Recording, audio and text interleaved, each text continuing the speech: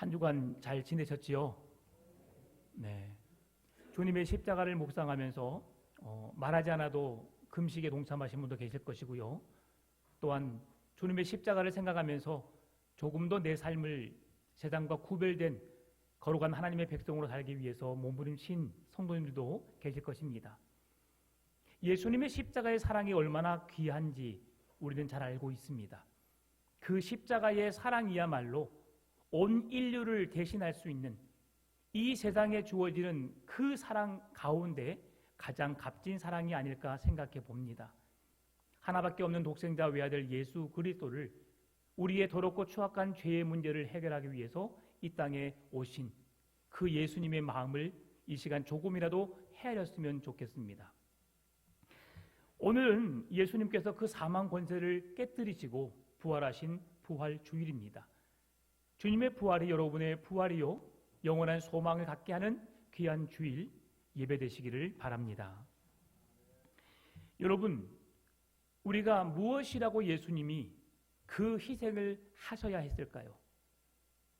오늘 영상에서 보았던 것처럼 그 아들의 죽으심과 전혀 상관없이 사는 사람이 얼마나 많은지 모릅니다. 그럼에도 주님은 그들에게 왜 그렇게 살았느냐고 묻지 않으시고 그 모든 인류를 위해 성육신 하셨습니다. 그리고 이 땅에 찾아오셨고요. 우리를 구원해 내신 것입니다. 오늘 여러분의 인생이 예수님과 상관없는 인생이 되지 않고 예수의 십자가의 구원의 능력이 여러분의 삶의 마음 중심에 새겨짐으로 예수님의 거룩한 자녀의 삶을 살아낼 수 있는 복된 믿음의 삶을 사시기를 바랍니다. 로마서 5장 17절 18절 말씀 보게 되면 우리의 인생이 어떠했음을 그리고 이 땅에 오신 예수 그리스도의 구원이 어떤 은혜임을 말씀해 주고 있습니다.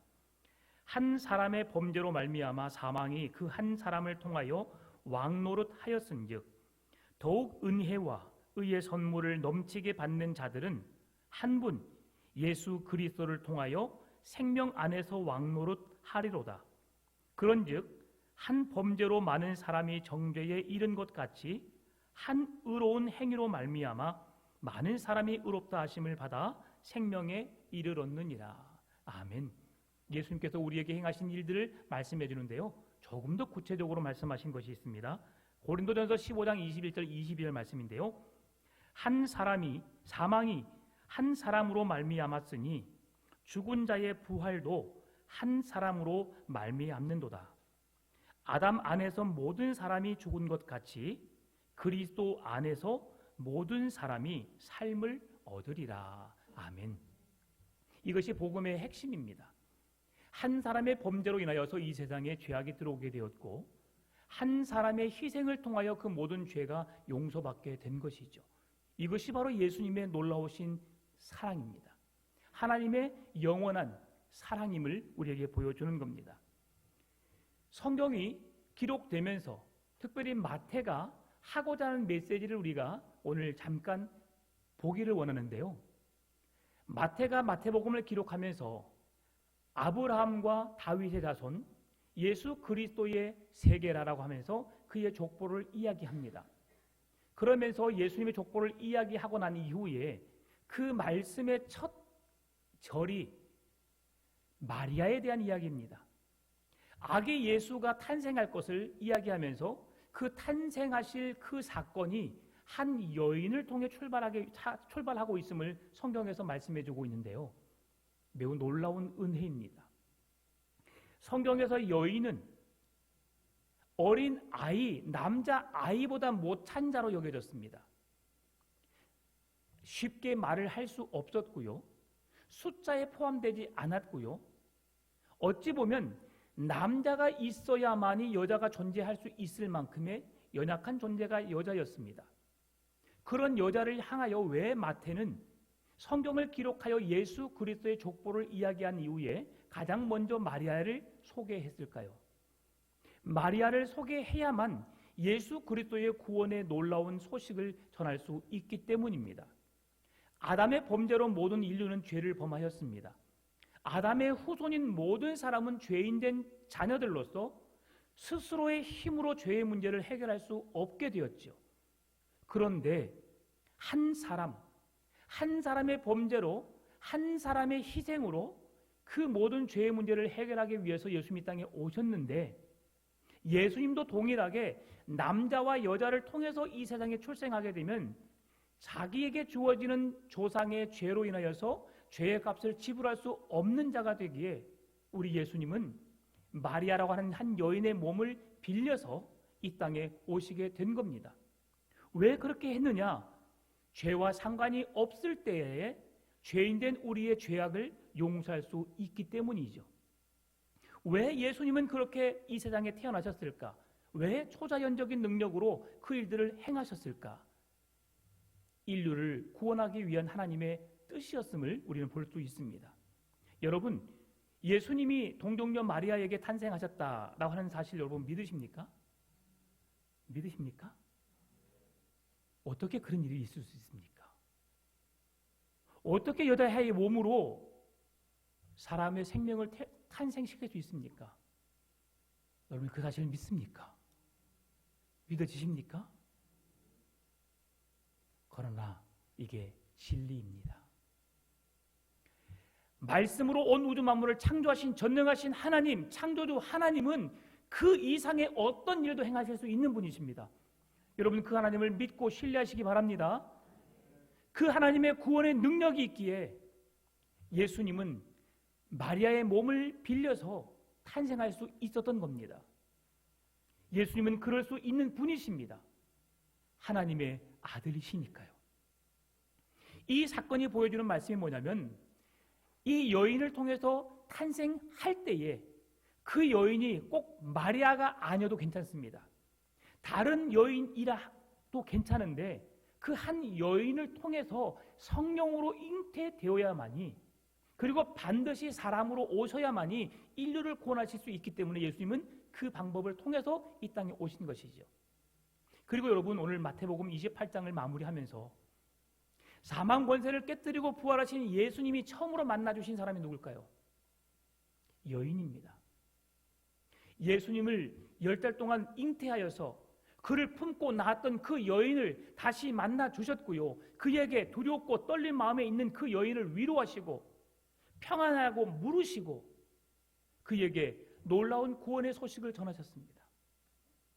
여러분 이것은 그냥 마태가 기록한 것이 아닙니다.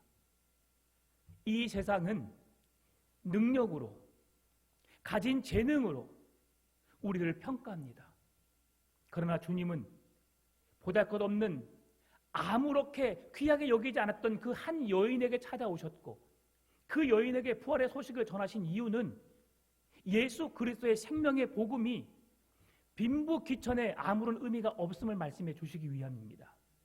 지극히 작은 자에게 한 것이고 나에게 한 것이라 말씀하셨던 주님의 말씀이 그대로 응하게 하시기 위해서, 누구든지 예수의 이름을 부르는 자들에게 구원을 주시는 하나님의 능력을 보여주시기 위해서 오늘 예수님은 그렇게 연약한 한 여인에게 찾아오셔서 여인의 몸을 입고 이 세상에 탄생하셨고, 그리고 여인에게 부활의 소식을 전함으로 그 소식을 믿는 자들에게 나와 전혀 상관이 없는 이야기가 아니라 나를 구원하시고 나를 사랑하셔서 십자가 못 박혀 죽으신 그 구원의 사건이 나를 위한 구원의 소식임을 받아들이는 자에게 능력이 있게 하시려고, 그 참 구원을 얻게 하시려고 오늘 예수님은 그 여인을 찾아오셨다는 겁니다. 그런데 여러분, 이 여인을 통해서 우리가 살펴볼 수 있는 게 뭐냐면, 이 여인이 얼마나 두려웠는지 4절의 말씀 보게 되면 그를 무서워하여 떨며 죽은 사람과 같이 되었더라라고 말씀합니다.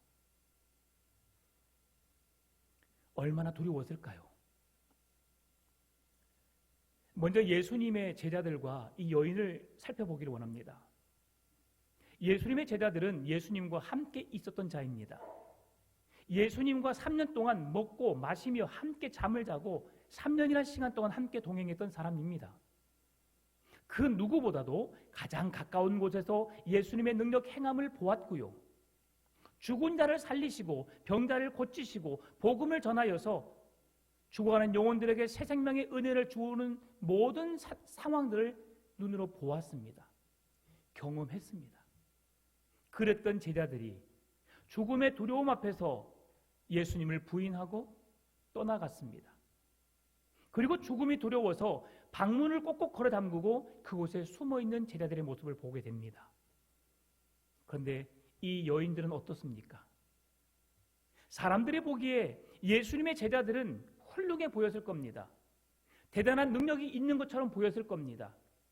제자들이 기대했던 것만큼 유대인들의 모두가 기대했던 것처럼 예수님은 이 땅에 왕으로 오셨고 이 세상을 다스리고 통치하여서 그 권력으로 그 힘으로 이 세상을 통치할 것이라는 기대가 있었기 때문에 제자들에 대한 기대가 매우 컸을 것이라 생각합니다. 그런데 그것에 비하면 여인들은 너무나도 보잘것없는 자들이죠. 그럼에도 이 여인들은 끊임없이 십자가 앞에 서 있었습니다. 주님의 복음을 전하는 현장에 있었고요. 주님이 십자가 못 박혀 죽는 그 순간, 빌라도의 법정에 심판을 받을 때에도 십자가 못 박혀 죽는 그 순간에도 십자가 밑에서 예수님을 바라보았습니다. 그리고 예수님이 무덤 속에 갇혀 있음에도 불구하고 부활하시는 그 순간까지 3일이란 그 모든 시간, 밤과 낮과 새벽 시간을 모조리 주님 앞에 서 있었습니다. 그리고 그 주님을 만나는 부활의 증인이 되었던 것이죠. 여러분은 어떤 인생을 살기를 원합니까? 사람들이 보기에 제자들처럼 뭔가 대단해 보이고 능력 있어 보이고 어떤 힘을 가져서 뭔가를 할 수 있는 사람처럼 기대를 받기를 원합니까? 아니면 아무도 인정해주지 않는다 할지라도 나의 진실된 믿음으로 주의 십자가 앞에 나아가 부활의 증인으로 예수 그리스도의 부활하심을 증언할 수 있는 믿음의 산 증인으로 살기를 원하십니까? 여인과 같은 믿음을 가지시기를 바랍니다. 두 번째로 생각해 보고 싶은 말씀은 예수님을 지켰던 경비들과 이 여인의 모습입니다. 경비들의 모습이 어땠습니까? 경비들은 예수님이 살아나셔서 빈 무덤이 보였음에도 불구하고 그들은 대제사장에게 달려가서 어떤 일을 행했습니까? 예수님이 계시지 않는다는 이야기를 하게 되었고 대제사장들은 자기들의 연약함을 빌라도가 알지 않게 하기 위해서 그들에게 돈으로 매수하여 돈으로 그들의 마음을 사로잡아서 그 사실을 모든 사람들이 알지 못하도록 숨기는 일에 사용되었습니다. 그런데 제자들은 이 여인들은 부활의 주님을 만나게 되었고 천사를 통해서 그 복음의 소식을 듣게 되었고 그러면서 예수님의 제자들에게 살아나신 예수님을 증언할 수 있는 복음의 증인으로 쓰임받게 되었습니다. 이 땅의 구원자, 메시아, 하나님의 아들이신 놀라운 구원의 능력의 소식, 사망 권세를 깨뜨리고 죽음의 권세를 이겨내신 예수님의 빈 무덤을 향해서 그 무덤을 목격한 경비들은 자기의 이익을 챙기기 위해서 구원자, 하나님의 아들이신 예수 그리스도의 부활의 소식을 전하는 것이 아니라 그 주님을 만나는 것이 아니라 그 주님 앞에 무릎을 꿇는 자들이 아니라 오히려 자기의 이익을 챙기고 그 부활하신 예수님, 하나님의 아들 되신 예수님을 숨기기 위해서 사용되어졌다면 여인들은 부활하신 주님을 만나고 두려워서 무서워서 벌벌 떨면서 있었지만 천사들이 찾아와서 그를 위로하였고 이 여인들은 두려움 속에서 얼마나 놀랐을까 여러분? 한번 생각해 보십시다. 어제, 그제 내가 사랑하는 사람을 장사를 지냈어요. 그리고 무덤을 만들어서 놨는데 이틀 후에 가보니까 무덤이 다 열려버렸어요. 만약 여러분이 이 장면을 목격하셨다면 여러분 두려워하지 않았을까요? 두려움뿐 아니라 누가 이런 끔찍한 일을 했어? 내가 사랑하는 사람을 누가 이렇게 뺏어갔지? 훔쳐갔지? 화가 났을지도 모릅니다. 그러나 빈 무덤을 보고 이 여인들은 두려워했다고 말합니다. 두려워하지 않을 사람이 누가 있겠습니까? 예수님이 그곳에 누워 계셔야 하는데 계시지 않는 거예요. 그러면서도 이 여인들에게는 기쁨이 있었습니다. 예수님께서 말씀하신 그 놀라운 구원의 은혜가 그들에게 그대로 실제로 경험하게 한 것이죠. 천사가 하는 말 5절의 말씀 보게 되면 천사가 여자들에게 말하여 이르되 너희는 무서워하지 말라. 십자가에 못 박히신 예수를 너희가 찾는 줄을 내가 아노라라고 말씀하는데요.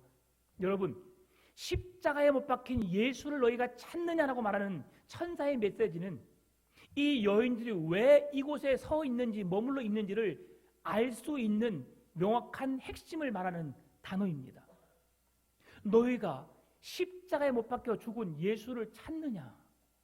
그는 여기 있지 않고 그의 누우셨던 것을 봐라. 그는 죽은 자 가운데서 살아나셨느니라. 오늘 이 여인들은 이 소식을 듣고 그리고 가는 가운데 예수님을 만나고 예수님의 발 앞에 엎드려 경배하고 그가 먼저 갈릴리로 가서 예수님의 제자들을 기다릴 터이니 그곳에서 예수님의 제자들과 만나게 될 것이라고 말씀을 전하셨고 그 복음을 전하는 도구로 쓰임받게 됩니다. 얼마나 큰 능력입니까? 마지막으로 살펴볼 수 있는 게 뭐냐면 오늘 예수님의 제자들과 그리고 이 여인들과 그리고 이제 로마의 병사들이나 유대인들, 대제사장들 그들의 차이가 무엇인지를 생각해 보기를 원합니다. 대제사장들은 하나님의 말씀, 율법을 귀하게 여긴 자들이었고 하나님을 믿는다고 고백했던 사람들입니다. 그러나 그들의 인생 속에서는 진정한 하나님이 없었습니다. 그들은 종교의 행위만 있었을 뿐 진정한 살아계신 하나님이 그들의 하나님이 되지 않았고 그들에게 믿음을 찾아볼 수 없었습니다. 하나님의 아들이신 구원자 예수 그리스도가 이 땅에 오셨음에도 불구하고 그들의 눈으로 목격했음에도 불구하고 죽은 지 3일 만에 다시 살아나심으로 부활의 소망이 되어주셨음에도 불구하고 그들과 전혀 상관없는 인생을 살았습니다. 그런 반면 예수님의 제자들은 예수님을 피하여 도망자의 인생을 살았습니다. 예수님이 그들에게 말씀하셨고 예수님이 너희와 함께 하겠다고 약속하셨음에도 불구하고 우리는 절대 주님을 떠나지 않겠습니다. 부인하지 않겠습니다고 장담했음에도 불구하고 그들은 예수님을 떠나버렸습니다. 그런데 오늘 예수님은 그들에게 찾아오셔서 마리아에게 말씀하실 때에 무엇을 말씀하십니까? 10절에서 이에 예수께서 이르시되 무서워하지 말라. 가서 내 형제들에게 갈릴리로 가라 하라. 거기서 나를 보리라 하시라 말씀하신대요. 내 형제라고 말합니다. 여러분, 형제는 무슨 의미입니까? 우리 형님과 저의 이야기를 할 때 우리 형제예요 그렇습니다. 한 가정에 여자와 여자를 일컬어서 자매예요 말합니다. 남자와 여자를 말할 때는 남매입니다 말합니다. 여러분, 형제, 자매, 남매는 무슨 관계입니까? 가족 관계입니다. 예수님을 버리고 죽음의 두려움 때문에 예수님을 버리고 도망한 제자들에게 예수님이 이 여인에게 말씀하십니다. 내 형제들에게 가서 전하라. 예수님의 제자들은 예수님을 떠나 죽음의 두려움 때문에 도망갔고 예수님을 버린 그 인생, 죽음이 두려워서 문을 꼭꼭 걸어 잠그고 그곳에 숨어있는 그들에게 예수님은 괜찮다. 그들의 행동이 어떠하든 나는 그들을 사랑하고 그들은 내 가족이고 내 형제고 그들이 구원받을 수 있는 하나님의 백성임을 예수님은 말씀하고 계신 겁니다. 여러분, 때로는 우리가 믿음이 연약하여서 주님을 실망시킬 수 있습니다. 교회 안에 직분을 맡고도 직분에 걸맞지 않은 행동을 할 때가 있습니다. 우리는 내가 좋을 때는 하나님을 찾지만 좋지 않을 때 주님을 놓아버릴 때가 있습니다. 그럼에도 주님은 여전히 여러분을 사랑하신다고 말씀합니다. 그럼에도 여러분이 여러분을 너는 나의 형제라고 말씀하십니다. 그 주님의 사랑의 마음을 다시 한번 회복하시기 바랍니다. 대제사장들처럼 종교인이라고 하는 이름을 가지고 주님을 멀리하고 그 구원하신 예수님을 잃어버리는 어리석은 자가 아니라 그를 지키면서 예수님이 부활하신 사건을 눈으로 보았음에도 불구하고 믿지 못했던 경비병들의 믿음이 아니라 다른 사람들이 인정하지 않는 연약한 여인에 불과하지만 예수님의 구원하심을, 예수님의 살아나심을 믿음의 눈으로 보고 그 말씀을 담대히 제자들에게 전하였고 오늘 제자들에게 마지막 18절, 19절, 20절에서 예수께서 나와 말씀하여 이르시되 하늘과 땅의 모든 권세를 내게 주셨으니 그러므로 너희는 가서 모든 민족으로 제자로 삼아 아버지와 아들과 성령의 이름으로 세례를 베풀고 내가 너에게 분부한 모든 것을 가르쳐 지키게 하라. 볼지어다 내가 세상 끝날까지 너희와 항상 함께 있으리라고 말씀하시면서 우리에게 구원의 메시지를 줍니다. 여러분, 주님의 부활의 증인이 되십시다. 내가 얼마나 완벽하느냐 주님 원하지 않습니다. 그냥 주님 앞에 서 있기만 하면 됩니다. 밤이고 낮이고 새벽이고 예수님의 곁에 머물렀던 이 여인들을 통해서 하나님이 일하셨던 것처럼 그 부활의 소식을 제자들에게 증거하여서 제자들로 하여금 성령의 능력을 힘입어 복음의 증인된 삶을 살게 하셨던 것처럼 그 복음의 소식을 듣고 베드로가 나가서 많은 백성들에게 회개하라, 예수를 믿으라, 복음을 전했을 때에 하루에도 3,000명, 5,000명이 회개 역사가 일어났던 것처럼 오늘 우리에게 주신 사명이 무엇입니까? 복음의 증인된 삶을 살라고 말씀하신 겁니다. 마지막으로 이 말씀하고 마치겠습니다. 여러분 혹시 마지막 사진 하나 보여주십시오. 자, 저 남자분이 누구십니까? 누구예요? 아나운서 이름은? 잘 모르겠어요. 네, 최선규 아나운서입니다. 자, 이 사람은 신실한 그리스도인이 아니라 철저한 불교인이었습니다. 자기 어머니는 절을 3개나 세울 정도로 불교에 열심인 사람입니다. 그리고 자기 아내 된 여인을 만나서 처갓집에 인사를 하러 갔는데 그 아내의 어머니 되신 분은 보살이었습니다. 이 최선규 아나운서는 기독교인을 매우 싫어했습니다. 어려서부터 신실한 불교 집안에 자랐기 때문에 불교가 최고라고 생각했고 불교 신앙 안에서 그 환경 속에 자라왔습니다. 그래서 일부러 교회를 다닌다고 하는 사람이 있으면 그 사람에게 시비를 걸어서 싸울 정도로 그리고 반드시 이겨야 한다는 마음으로 기독교인들을 철저하게 싫어했습니다. 이 사람은 1986년 KBS 공채 13기로 아나운서로 데뷔했는데요. 방송을 하면서 새벽 방송을 하다가 그가 어느 날 하루는 1분인가 2분인가를 늦어서 늦게 오게 되었습니다. 그래서 그 사람 방송 관계자들이 회의를 하여서 이 사람은 자질이 없다 해가지고 속초로 보냈어요. 그것이 너무 괘씸해서 단 한 번의 실수임에도 불구하고 그걸 용납하지 못했던 그 관계자들에 의해서 속초로 보내진 것을 마음에 불편해서 그는 KBS를 그만두고 93년도에 SBS로 방송국을 옮기게 되었습니다. 그리고 SBS에서 그가 어떤 프로그램을 운영하고 있는데 그것이 SBS 행복찾기 생방송을 하는 도중에 한 통의 문자가 날아왔습니다. 쪽지가 건네진 거예요. 쪽지가. 그 쪽지 내용은 교통사고, 성모 병원 응급실, 딸 혜원 생명위독이라는 메시지였습니다. 생방송을 마치고 부랴부랴 딸이 있는 병원으로 향해 나아가는데 그날 공사가 있어서 길이 정체되었습니다. 몇십 분이면 갈 곳을 1시간 이상 정차되어도 갈 수 없는 상황에 놓이게 된 거예요. 얼마나 마음이 아팠겠습니까? 그러는 가운데 그가 믿었던 신앙을 생각해 보았습니다. 부처님, 우리 딸을 도와주세요. 살려주세요.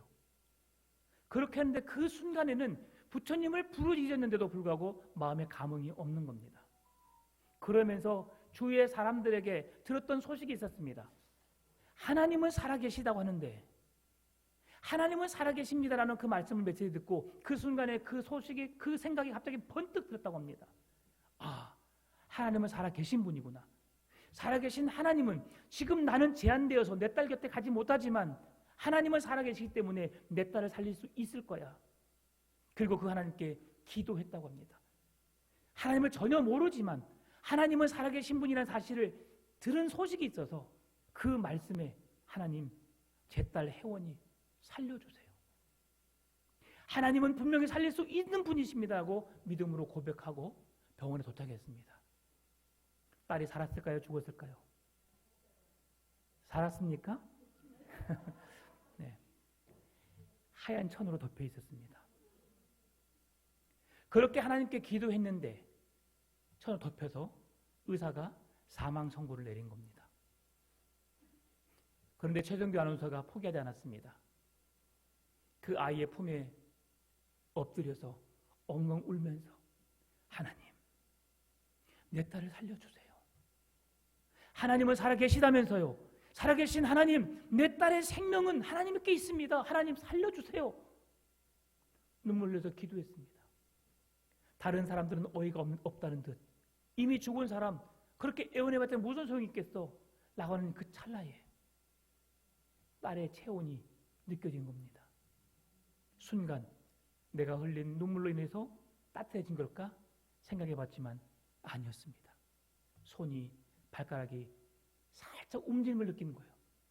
그래서 딸의 입을 열어서 입에 뭐가 들어있을까 하고 목으로 손가락으로 목을 막 이렇게 헤집어 보는데 컬럭컬럭하면서 딸이 살아난 겁니다. 아빠, 현실입니다. 그리고 그가 고백했죠.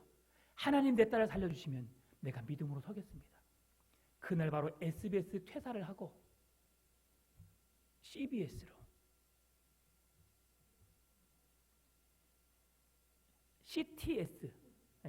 CTS로 내가 매일 기쁘게 진행자로 지금까지 그 하나님의 이름을 복음의 간증자들과 함께 이야기하면서 그 일을 진행하고 있습니다.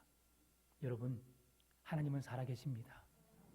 사망 권세를 깨뜨리시고 오늘도 살아계셔서 우리와 함께 하셨고 우리를 찾아오셨습니다. 여러분이 힘들고 어려운 상황에 있겠지만 여러분 그 하나님을 향하여서 믿음으로 고백해 보십시오. 그 놀라운 간증은 최선규 아나운서에게만 주어지는 것이 아닙니다. 오늘 저와 여러분의 인생 속에서도 그 하나님은 찾아오실 줄 믿습니다. 그 부활의 증인된 주님을 나의 주님으로 구원자로 삼으시고 부활의 주님을 소망 삼으며 그 주님을 세상에 알리는 복음의 전도자로서 사명을 감당하시면서 부활의 기쁨을 누리며 살아가는 여러분의 인생 되시기를 주의 이름으로 축원합니다.